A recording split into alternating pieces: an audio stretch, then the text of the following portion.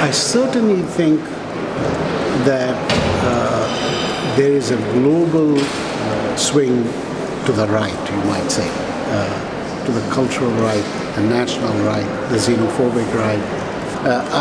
What I do think is that as people are facing the anxiety associated with the radical circulation of migrants or refugees or of arms or of terror, they do look again at their anchors, space, soil, locality, family, etc. But those things are not available in the same manner anymore because the ground has moved under our feet. Even the territory, or the French would call terroir and so on, are no longer simply available to restore.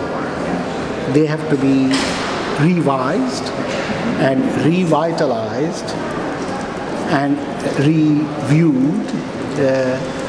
So if you have a kind of, let's say if you take a kind of Proustian metaphor about the recherche, about the temps perdus are perdu. But we can reclaim them and tell the story again. But the revisitation is never the same. Well, it is clear to me that the imagination is a very powerful force, both for those who are coming and those who are receiving, no doubt. And I think it requires some serious thought and attention how to manage and shape this imagination and this imaginary in a constructive manner, so as to not make it a terrain only of fear, anxiety, hate, anger, which is easy to happen, which is already happening. And I think it requires some thought and action and policies which, for example, do not create a sharp contrast between human rights refugees and economic refugees. To my mind, this is a false contrast.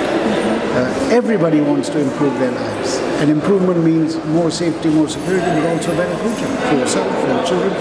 So saying to people, are you an economic refugee or something else? And if you're a human rights refugee, yes, but if you're an economic refugee, go home. I mean, these are not realistic things. Countries like the US were not built on that difference.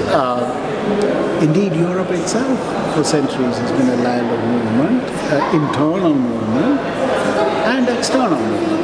And Europe itself moved all over the world freely for 300 years of empire. So I think it's a bit hypocritical to suddenly want the music to stop and everybody to sit in the chair, and the people who don't have a chair disappear.